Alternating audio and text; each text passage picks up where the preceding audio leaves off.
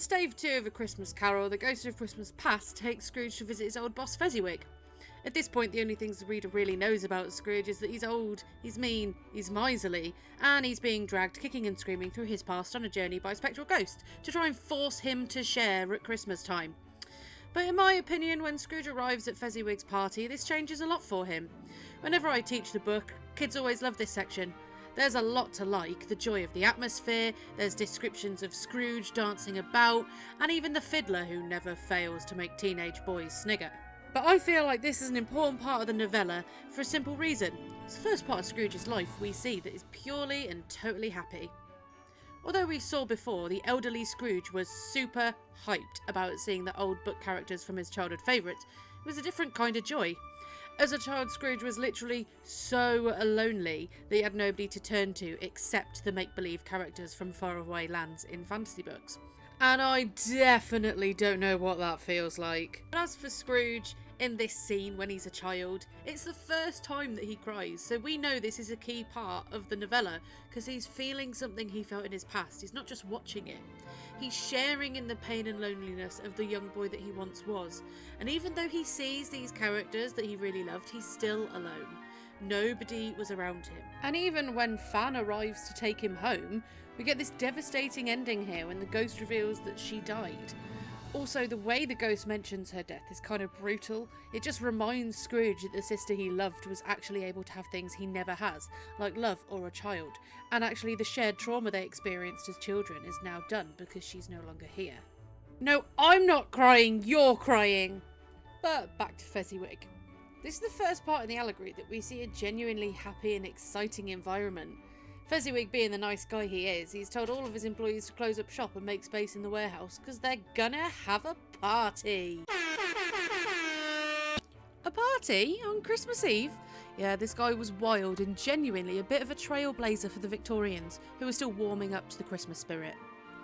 So Fezziwig throws this huge, gigantic party, invites a ton of people, and there's a load of singing and dancing. Super fun, right? Yes, but there's more to it. For a start, Fezziwig is a cheerful man. Not only does he laugh, smile and dance, but his chubby physique also reflects his generosity and his willingness to partake in Christmas traditions. He eats nice food, he enjoys himself, he drinks. Elderly Scrooge, on the other hand, contrasts him in this way because he's so skinny and frail from only eating gruel, despite having enough money to buy decent food for himself. Fezziwig also addresses his apprentices with a positive cheer. He's portrayed as a man who actually likes his employees, doesn't just view them as giant money-making machines. The positive work environment that Fezziwig has created is creating a better workplace for Scrooge. He clearly enjoyed this place, he's got good memories from it. Bless me, yes, there he is, Dick Wilkins. He was very attached to me, was Dick. The relationship between boss and employee in Fezziwig's warehouse is clearly positive. Scrooge and Dick Wilkins are very happy to clear away the warehouse and do anything that Fezziwig asks. They are respectful of their boss, but also they work their socks off to do what he has asked immediately, showing that they're motivated by Fezziwig and that his work environment encourages them to be productive as well as happy.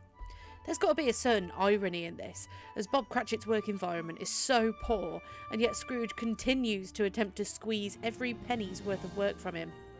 It's almost as if Dickens created Fezziwig as a positive example of a decent employer purely to contrast the rotten and unfeeling employer Scrooge had become. Oh wait!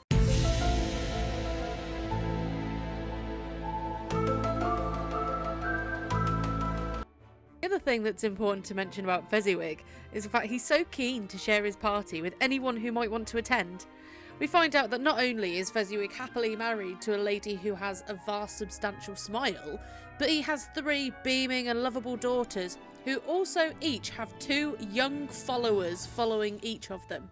I hate to say it, but it seems like Dickens really had a thing for putting simps in his story, especially when we think about Topper in Stave 3, who literally cheats at a game of blind man's buff just so he can feel a woman up. But anyway, I'm getting too far ahead. Dickens gives us a really long list of all the people that come to Fezziwig's party, not to mention including the housemaid, her cousin, the baker, the cook, her brother's particular friend, the milkman, the boy from over the way, and the girl from next door but one, and many others. Dickens describes this huge array of people coming to Fezziwig's party to demonstrate how Christmas can bring people of all walks of life together.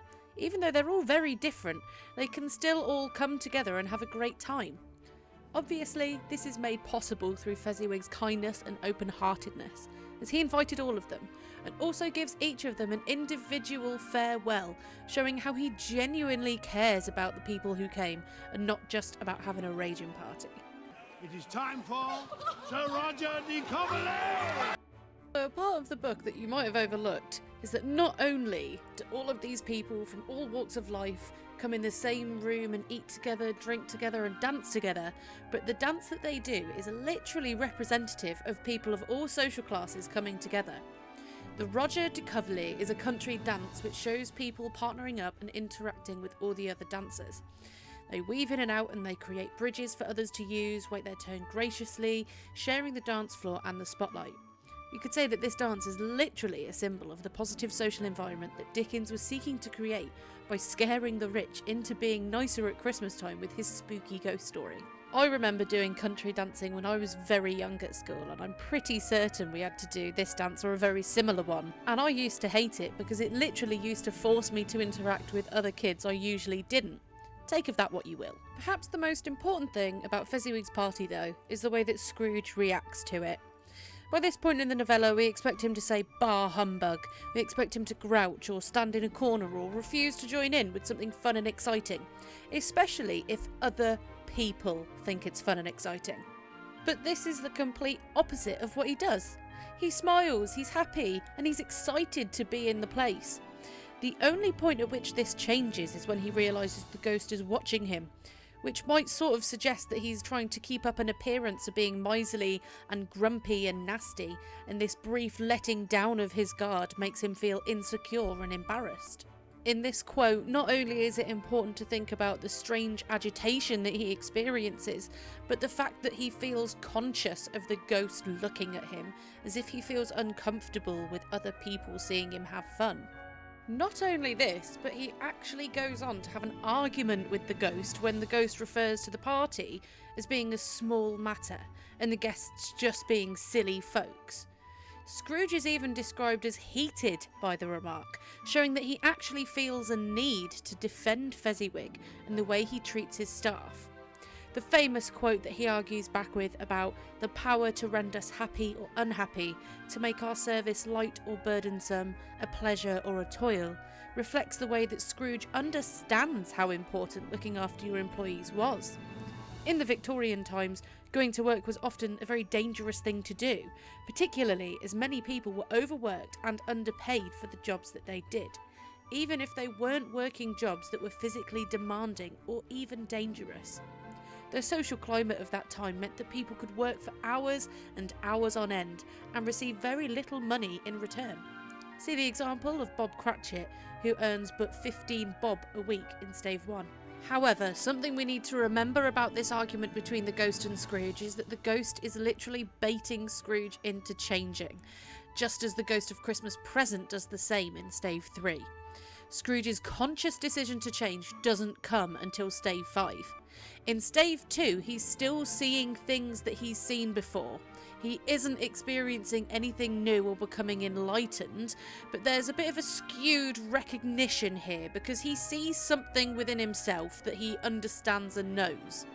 He's aware of the way he can influence his workers, and he's aware of the way he can create more positive environments, but it reflects the way that he chooses not to because of the way he's lived his life and what he's become accustomed to. One of the key factors and themes of A Christmas Carol is the idea of change. The fact that you can't stay the same all the time. You've got to change and adapt to become a better person and be happier. Remember, the whole reason why the Ghost of Christmas Past takes Scrooge to the past is to remind him of where he came from, to show how he's changed for the worse, and then stuck in those ways for so long, he now is damaging himself. Remember, the ghost is representative of memory in the way that its appearance flickers and changes. Also, this bit at the end of Stave 2 is just literal nightmare fuel, but you know.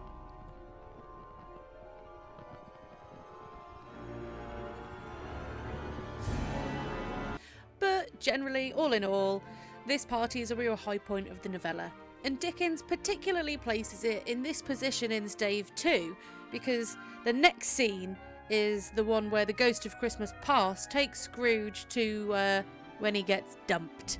So we're brought from a fantastic high to a devastating low, forcing us to feel yet more sympathy for Scrooge, because we've seen that there is some small nugget of goodness within him, however small and concealed it may be. Still can't blame Belle for breaking up with him though, let's be honest guys. Thanks for watching this video guys. If you've got any suggestions or ideas that you want me to talk about, then leave them in the comments below and I'll see what I can do. Hopefully I'll put out more videos for you like this in the future, but in the meantime if you could subscribe or like if you haven't already done so, I would really appreciate it. Thanks to all my students that are already supporting me, it really means a lot.